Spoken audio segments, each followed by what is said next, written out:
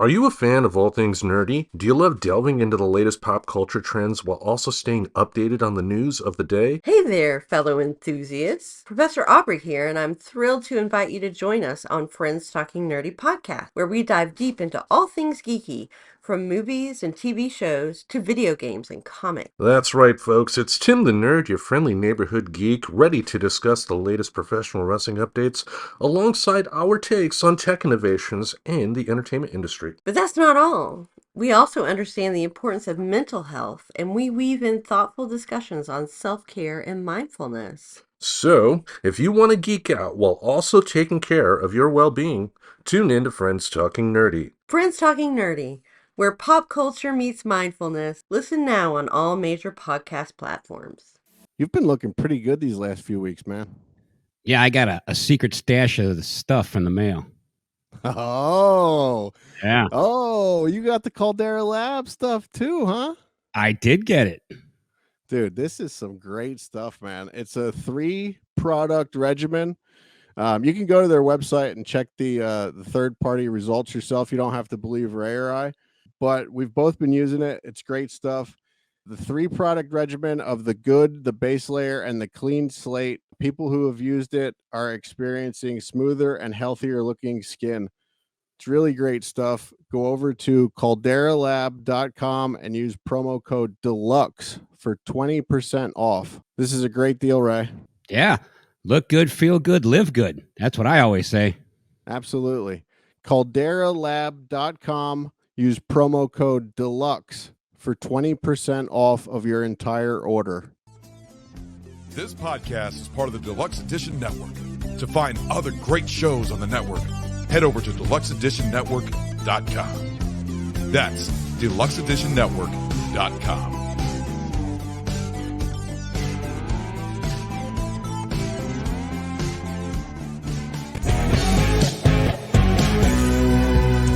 Hello and welcome to another episode of Deluxe Edition. I am your host, Casey Shearer. Joining me, as always, L. Ray Sexton. What's going on, Casey? Not too much, buddy. How are you? Fantastic. Yeah. Why are we doing so good today? Because we got to talk to our good friend, Ed Begley Jr. again. Yeah. Such a great fucking storyteller, man. This Ed just recently came out with this book earlier this year, To the Temple of Tranquility and Step on It. I just finished it. It's such a great book, man. Ed tells a couple stories from the book in the episode, but make sure you go out and buy the book because there's so many more great stories that we didn't touch on. But before we get into the interview, Ray, let's just do our quick house cleaning. What do you say? Sounds good. All right, let's see. We are a part of the Deluxe Edition Network. You can find all the other great shows over at deluxeeditionnetwork.com. And the podcasts of the month this month are Bacon is My Podcast and Beard Laws. Go check them out over at deluxeeditionnetwork.com. You can find all of the links over there. Let's see. If you want to go see any of our previous shows, go over to deluxeedition.show. I have them all over there, easily accessible. Go check out the Instagram page. Ray handles most of the duties over there on Instagram. What kind of stuff are you doing over there, Ray? Oh, you know, the standard memes, birthday posts for celebrities, movie premieres, a bunch of reels from our show. They end up there, which is cool because, you know, they're like the quick bites, only they're called reels. Yep. All right, let's see. Oh, and go support the show. Go over to patreon.com/deluxe edition pod. We have a special right now. We're running $1 for a month.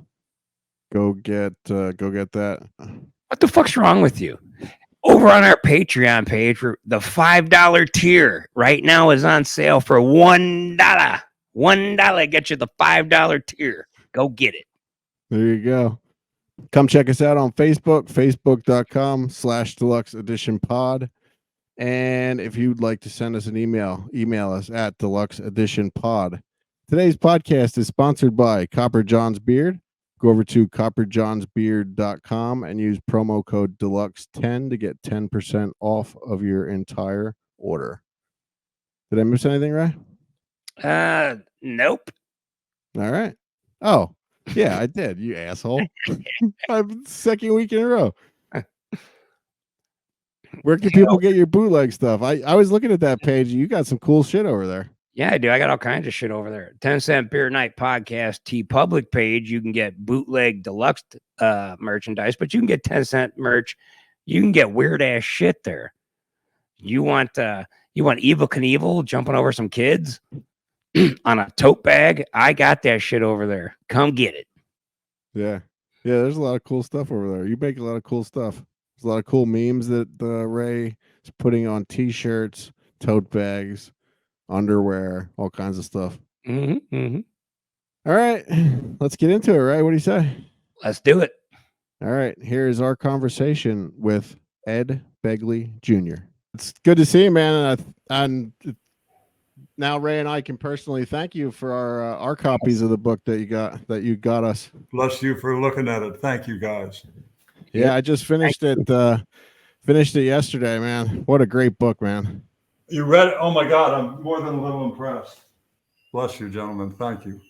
Yeah. Thank you, man. So yeah, the book, the big poster behind you, I just finished it yesterday. I actually listened to a lot of it twice. That's what I wanted to say. Before we got started here, you said that you were impressed that I read it. Are you as impressed that I listened to it?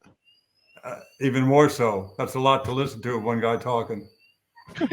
Yeah, but it's you, man. It's very interesting to hear you tell the story, tell the stories. Yeah, it's been quite a ride since 1965 where the book starts, and I can't believe I'm still here, 74 years old and still working. Very lucky young man. Yes. Yeah, it is pretty wild that you're still here, man, especially with some of the stories here. So I'm just gonna run down through some of them here. I don't know how many we want to actually touch on because we want people to actually go and read the book. From smoking a joint with Charlie Manson, finding out that the woman that you knew as a mother wasn't your mother, to doing heroin with the lady who gave John Belushi the least lethal dose of heroin, spending 3 days in jail, to getting beat up and stabbed. All true. Just, I don't even know where to start, man. Come on, let's go. I don't either. My wife would just ask me if I fed the dogs. I did not feed the dogs, honey. So, but I certainly went to the dogs in the years you're talking about. So you cited some of the major examples. So the one story that really stood out to me is when you were driving your car and you hit all the other cars. Right. And you picked up the crutches guy. 1975, that was Christmas Eve, 1975. And I drank a quart of vodka. I did a bottle of Chardonnay all by myself, had a Quaalude and a half. And I thought it'd be a good idea to operate a vehicle. So I run into all these cars. And then suddenly I'm on another drug different than the others. That drug is adrenaline. It's pounding so hard in my chest. I get out of the car, talking fairly coherently, said to all the drivers, guys, I'm so sorry. This is totally my fault. I need to talk to these two gentlemen that I did not hit. Those two gentlemen were two sheriff's department officers seated right next to where I crashed into the cars. So guys, do me one favor and one only. Arrest me and take me in. What are you talking about? Have you been drinking, sir? Yeah, I've had a couple of drinks, but it's Christmas Eve, guys. You do what you want, though. If you take me to jail, it's only going to help my case. I've been pumping those brakes since back at Doheny Drive, and I've had it in 4 times. This is a defective vehicle. You will help me if you arrest me and take me in. Not only did they not take me in, I had them under the car looking for a leak in the brake line. There's no problem with the brakes. I hadn't touched them was the problem with the brakes. And they let me get in the car and go home. They don't do that anymore, by the way. I think that was the last time they did that very evening. That's incredible. So there's a few stories in the book like that where you got away with things like that. You kind of alluded to it in the book a little bit. Do you think it was because of who your dad was and at the time when it happened? I think they recognized the name. They might have even asked me if Ed Begley was my dad. But certainly you could get away with a lot back then, looking the way I look kind of like them. And so they went, oh, okay, you're going to go right home, right? Oh, yeah, absolutely.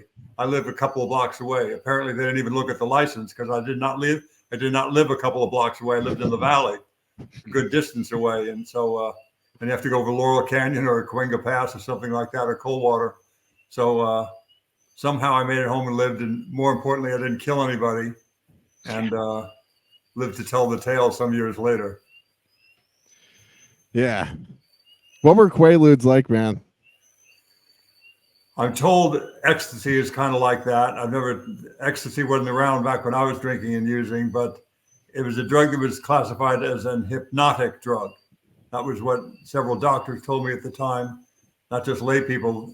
A doctor too said, yeah, it's considered the hypnotic grade of sedative.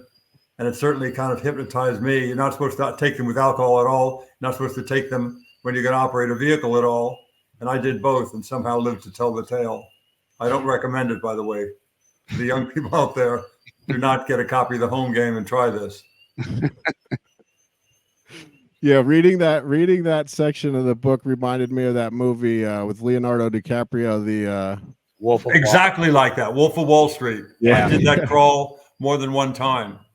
Couldn't walk. I would crawl from the bed to the bathroom or vice versa, crawl back to my room, totally immobile, totally hypnotized, and much, much more. It's kind of amazing what we can survive. It really is.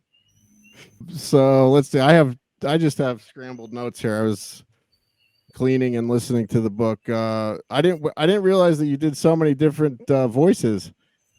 We had you do your Peter Falk impression the last time you were on. But that's right. Book, yeah. In the book, you do John Lennon, Arnold, Jack Nicklaus, and Marlon Brando, and I probably missed a few too. I used to be able to do Jack Nicholson a lot better, but my throat's gotten old and kind of tightens up a little bit. And also, when you go deaf, you can't do a voice quite as good. You can't because you can't hear what you're saying. But other than that, I do them just fine. Yeah, yeah, they were great. Let's tell the Arnold story about taking photos of Arnold.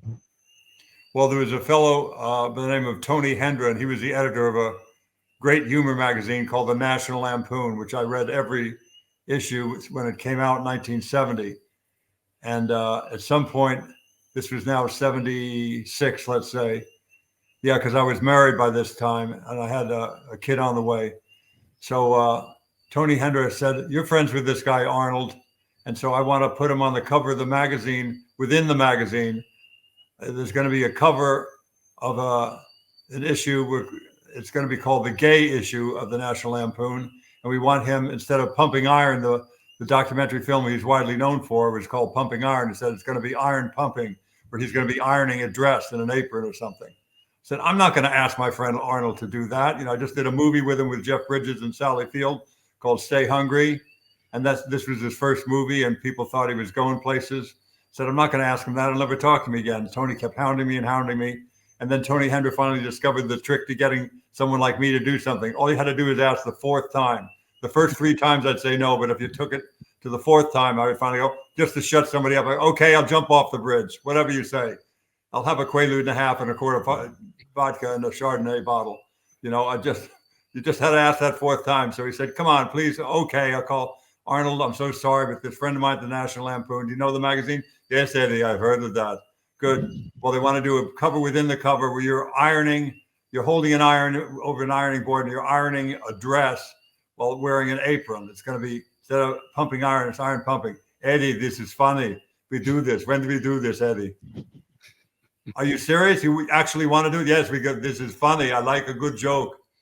So I went and did it. And then when the session was over, I said, they needed you to fill out this W-9 form to get a check. They're going to give you a modeling fee of like a couple $100. He said, I won't fill that out, Eddie. You take that money. You have a young family. He was doing it all for me. Very sweet guy, Arnold. He knew I had a young family. He said yes to it. And indeed, he wanted them to send me his modeling fee. A lot of people have different opinions of Arnold, and he's the other side of the aisle for me politically, but what a good guy. And also, within any side of the aisle, he was one of the best governors we had environmentally at the time, and a woman's right to choose and sensible gun laws. He was progressive in so many important matters. Yeah, I just recently watched that documentary of his, and he seems like a genuinely nice guy. He is that. He always has Yeah. been. And yeah, a lot of people I guess don't know that he made a lot of his money before he even became an actor in real estate, right? He did. At the time we did Stay Hungry, I was having a problem because the people I was mailing my rent check to the landlord, or I was subletting it. So I was mailing it to the actual tenants who had the contract, with the landlord, and mailing it to them. And I had to put money in the bank from the movie, and I was late, and I was getting charged these late fees, and the landlord was upset with me. Arnold didn't have any of those problems. He owned the building he was in. He had been to Santa Monica College to study business. He had a degree, associate's degree or something in business at that point already. He owned the building he lived in, the building he had his offices in. So when I saw him the first time, I thought, what a meathead, but circle the meathead in this picture, and it wasn't him. I was the one behind my rent, not Arnold. That's funny. So at the very beginning of the book, you talk about when you were 15 and a half, you were going for your driver's license, and your dad had to get your birth certificate for you, and your mom's name wasn't on it. So you found out that the lady that you knew as your mother wasn't your mom, and you found out who your real mom was. Did you ever have a relationship with your real mother at all? Did you ever? I'm so lucky that I did have that, but at the time, it's so interesting how immature we are and what lack of perspective and lack of gratitude we have. 15 minutes before I heard this news of who my mother was from my birth certificate, my mother was dead as far as I knew. Now suddenly my dad gives me this shocking news, and I have a mother of the live variety. That's a pretty good day. Suddenly my mother's alive again. And so, but I didn't have a lot of gratitude at that part of my life. I wasn't even grateful I was born Ed Begley's son. I just kind of thought a lot of things were owed to me and behaved accordingly. But I got to know her and love her, and she was around in a big part of my life since 1998 when she sadly passed. Very charming woman, very knowledgeable woman, and my sister and I are very grateful to have known her and had her the years that we had her, which were many. Great, that's awesome. So let's talk about your. You did a lot of comedy back in the '60s. Stand-up comedy, and one of the things I found interesting is you did a bit where you would take, I guess, photos. You would print out photos. Yeah, and I was hold them up. I was a prop comic, so I had these different items I would hold up, different gag items, and also some pictures to pay off a gag. I had a big picture. I thought it was big, 16 by 20. Worked very well at the Ice House in Pasadena. Worked very well at the Troubadour or the Bottom Line or Max's Kansas City. But now I'm on stage at Nassau Coliseum, and Einstein didn't quite think it through. The first 10 rows loved my ass. They were like, oh my God, laughing their ass off. I came out in a cop uniform. People are roaring with laughter, and I have all these gags. They start to be paid off with these items and these pictures about 16 by 20 inch. And then it started. Poco, Poco, Poco, Poco. I was opening for John Sebastian Poco and Logan de Messina. And so they were kind of done with my comedy at that point. They wanted the opening act. They didn't want the opening act anymore because I hadn't quite thought it through. Basic stagecraft, but I finally learned it without being killed. Thank God. There's a comedian right now that I just found. There's a show on YouTube every Monday called Kill Tony, and the premise of the show is the comedian gets 1 minute to come out and tell a joke or tell jokes or whatever and make the host of the show laugh. And this comedian, Casey Rocket, he does that almost the exact same thing. He has these, and I don't know where he even pulls them from. He's got like dozens of them. They're just 8x10s though. And but they're it's in a small room. So like I'm wondering that if he would go to a bigger place now with the cameras and the screens and stuff, that if it will go over better. Yeah, back when I was doing this, Nassau Coliseum, there was no Jumbotron. They didn't have it at that point. This is 1974. So nowadays you could just, there'd be a close-up on a camera of it or what have you. Or certainly you could bring your own visuals, which I did with 1974 technology. My friend Tony Amatula went on the road with me, and he operated a slide projector I had. I had like a real high-quality Kodak slide projector with a very bright bulb and a long lens. And so I could, no matter what size, Nassau Coliseum size even, I could set it up and, cover the, put it on a wall or something. if there was a place to project it onto. And that's what I did. I traveled around with it, with a slide projector, 1974 technology, long before we had solid state anything, besides transistor radios. We didn't have a lot of solid state equipment back then. Right.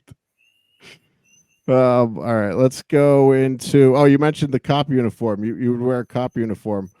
You, I guess, forgot to take it off one night and got arrested for impersonating a police officer. Yeah. Spent My the opening weekend bit in in the jail. 70s, drug humor was very big. So I'd have the sound guy do the introduction. I just write I had a piece of paper that I'd hand them. They'd go, we'll be continuing on with the show in a minute. We'll have Dave Mason out here. But first of all, we have a member of the Los Angeles Police Department, and he's going to talk to you kids about some problems in the community. And so please welcome Officer Ed Begley.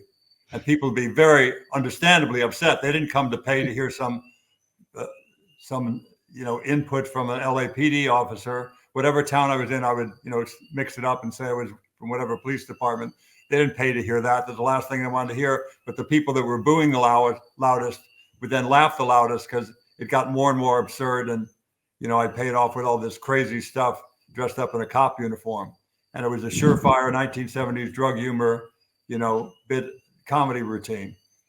And but one night I had gone and done my act out in the San Fernando Valley at this little cafe, but I left the police uniform on because I'm in my car, wasn't out walking in the street. But then when I went into Troubadour, with some friends, I said, let's go get a bite to eat next door at Dan Tana's, this restaurant that I frequented. I went there quite often. So I said, sure. And I took off the badge and the belt. So I figured I was okay. I figured I'd, just look like a security guard or something. But walking just a few doors down, the same sheriff's department came by that would later come by and, let me off the hook. This time they thought I was an LAPD cop and they felt they had been had or something. They said, are you in pursuit? What? Are you in pursuit? No, I'm just here at the Troubadour. I'm about to go on stage. That was a total lie, by the way. I wasn't about to go on stage. I was just getting drunk with some friends. And so I said, well, you have these little patches on your shoulder that say motor pool, LAPD motor pool. You're impersonating an officer. I said, I'm not. But are you going to go on the set of Adam 12 and arrest Kent McCord and Martin Milner? Leave me alone. I'm an actor. But they took me to county jail where I did some of my best comedy to keep everybody's mind off other more frightening things. It's so funny, man. Let's talk about I looked up the lady. I knew of the story about your friend John Belushi, getting the lethal dose from what was her name? The heroin I hate dealer. to even say her name, but this unfortunate person's name is Kathy Evelyn Smith. I don't even know if she's still alive or around, but I was foolish enough in those years to buy heroin and try it 4 times. And once or twice I had bought it from her. And she unfortunately was a person that wound up in the same room with John and administered that fatal dose. And just horrible to lose a great talent that early. I hate to focus too much on that part of his life. He was such a great comedian, made me and so many people laugh. He's a great comedian that we lost too soon, and we all love him. And he basically saved you from alcohol. Oh, totally.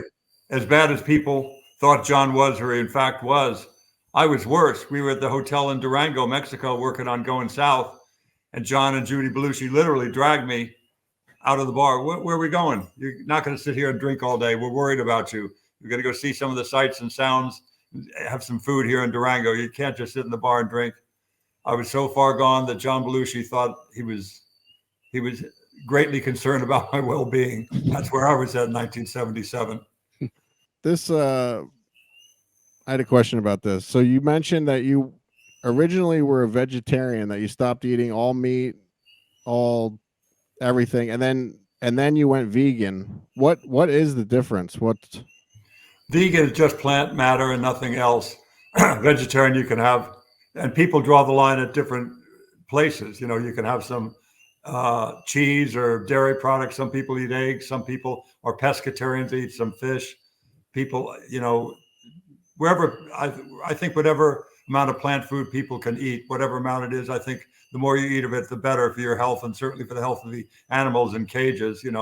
some of these feedlots in very cramped quarters and bad situations, slaughterhouses and what have you. So I'm no longer a vegan. I'm a megan now. What's a megan? I eat mostly vegan.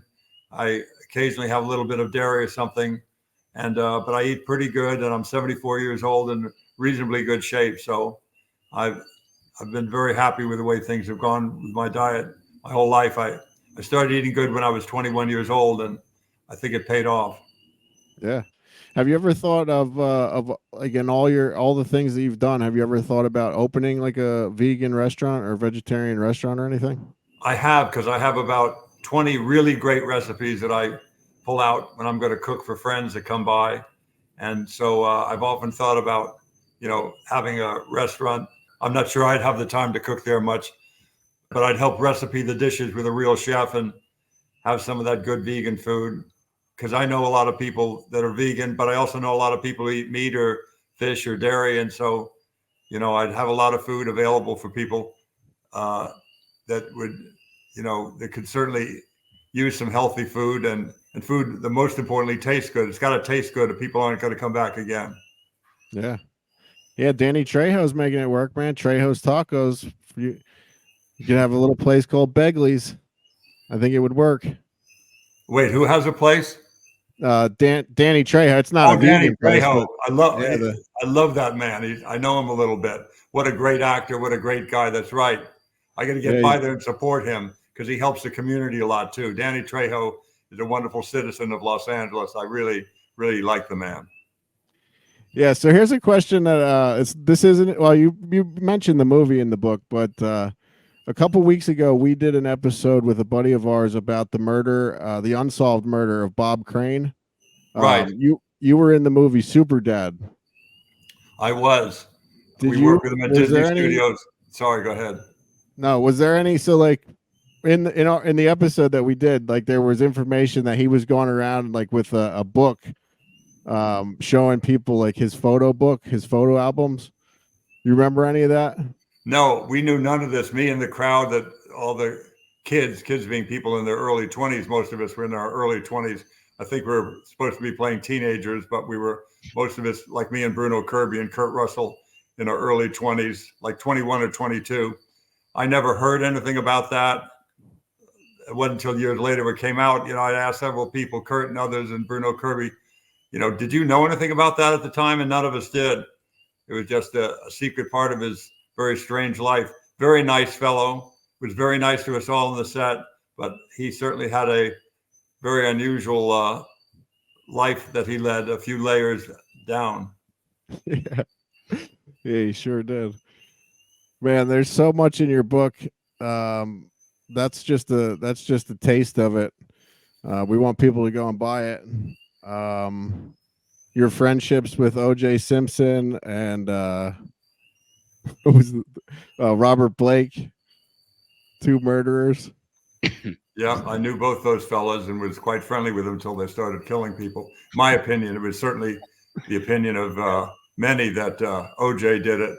Robert Blake was more controversial. There was not the kind of physical evidence that there was with O.J. With O.J., there's 38 pieces of physical evidence, blood and hair and fiber and what have you, things like that. But with Robert, there's a lot less. But I certainly was of the opinion that he either did it himself or paid someone to do it. But he's gone now, so I hope he finds some peace wherever he is. And certainly his wife, who passed away under unfortunate circumstances, the mother of his child. I'm not certain if they were married, but certainly she was the mother of his child. So hope they both found peace. But that was an unfortunate thing. But he did say to me, he actually said some things to me about what you do with a murder weapon. You throw it in a dumpster and you put pasta sauce in your hands and you do this and that.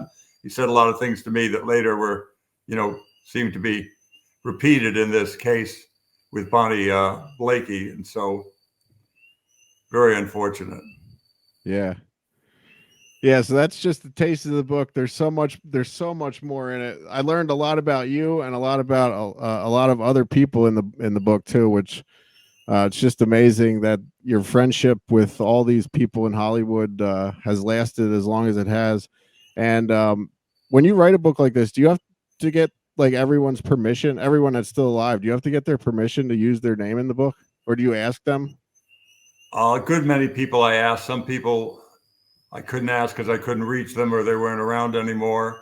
But I asked a good many people, sent them a copy of it to see if they were okay with it. Most people were, because really for stuff like the consumption of alcohol and things like that I did, I try not to throw anybody under the bus with that, with whatever their addiction was or might still be. You know, I don't, that's my thing to confess or not. It's not up to me to out anybody. But and the truth is, I've had so many good relationships with so many people. It's not like I'm covering up some ill feelings I've had towards this one and that. All of that is very heartfelt. The people who've been part of my life since the 70s, the ones that are still alive and among us, I'm still friends with them. I don't have a lot of enemies in this town, and I'm very proud of that because, you know, when you've been as fortunate as I have been, it's hard to be angry about much because, you know, I won the lottery being born Ed Begley's son. I didn't grow up that way. You know, at age 16, when I made that unfortunate discovery, was another reason to be a victim and to be, oh, poor me kind of frame of mind. But I quickly, when I got sober, finally in 1979, I realized how fortunate I was and how much gratitude I should probably have being born Ed Begley's son. You know, I won the lottery and I didn't even buy a ticket being born his son because I got to go in a field that is quite amazing, you know, the field of entertainment, and to still have a career till here I am 74 years old. So I'm very lucky, and there's no other way to describe it. And so it's hard to be upset. In fact, let me give you one quick story to close out that thought. I went up to audition for a show called St. Elsewhere, and I did not get the part. What part? The part that I wanted. It was the part of a regular called Dr. Peter White. That's the part I wanted, not the bone that they threw me. Right, Dr. Ehrlich, he had one or two lines. I was a nothing part. He wasn't a regular. He was going to come and go in one or two episodes. But somehow that part of Ehrlich went on to be one of the most important characters in the show. And Dr. Peter White, the part that I wanted and didn't get, he gets shot in the stomach and he's dead halfway through the second season. So the universe's plan for me is much better than anything I've ever been able to concoct. So it's hard not to feel lucky and filled with gratitude for all the people I've crossed paths with over the years. Yeah. Yeah. Because you said in the book that if your dad would have been a plumber, that you would have probably ended up being a plumber just because you wanted to be what he wanted to be. It's true. I wanted to do what he did. If he had been a plumber, I'd be fitting pipe now. I'm convinced of that. But he was an actor. But the problem with that is he made it look so easy. I went, you know, get me on Wagon Train. I want to be on Gunsmoke. Get me a Perry Mason. In fact, now they think about it, not just one episode. I want to be in all of them, like Dr. Peter White years later. You know, but I want to be a regular, for God's sake. Can't you pick up the phone, Dad, and make a call and get me a part as a, he couldn't even get himself a part as a regular by picking up the phone. He didn't have that power. I didn't know that as a kid. So I went on a bunch of auditions and never got any work because I hadn't trained. I finally took some classes and started to train. And then I began to work and have somehow been working ever since. Yeah, it's awesome, man. Yeah, we're big fans. And let's talk about this stuff now. The Begley's cleaner. You guys, you're so nice. The book and now this, that's so sweet of you to remember that I have that stuff. Non-toxic cleaners. We got the pet stain and odor remover there. A moment ago, he had the floor soap in his hand. It's great stuff. It's non-toxic because you got kids crawl around the floor, putting their fingers and their toes in their mouth. Same with your pets, putting their paws in their mouth and licking their paws. You don't want to have anything toxic. When you give them a bath, you don't want it to be a toxic chemical. So as much as you can in your life, stay away from toxic chemistry. Keep the stuff that's clean and green under your sink, and everybody, your pets and your family will be very healthy. So that's what I've tried to do. It's available at Amazon and elsewhere at many Costco stores. Now we have the products. So check it out. Begley's Earth Responsible Products, or just type in, just remember Begley Cleaning. 2 words is all you need. Or for the book, it's Begley Book, and you'll come up with that book, or Begley Cleaning. You get the cleaning supplies off whatever search engine you use. So bless you guys for mentioning that. You guys are so sweet. Thank you so much. Yeah.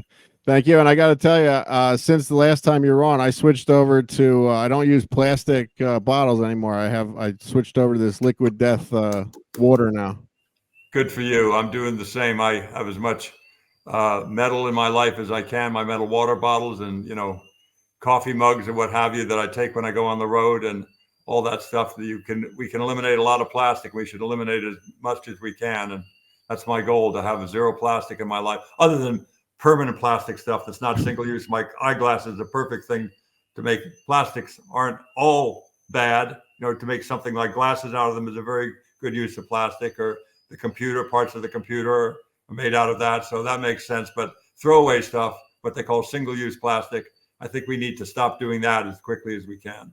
Yep. Awesome, Ed. Thank you so much, man. Ray, you have anything for Ed? No, I just enjoy listening to him talk about all his stories. And I want everybody to go out and get his book because he is a great storyteller. And if you want to hear the audio book, you should definitely check that out also.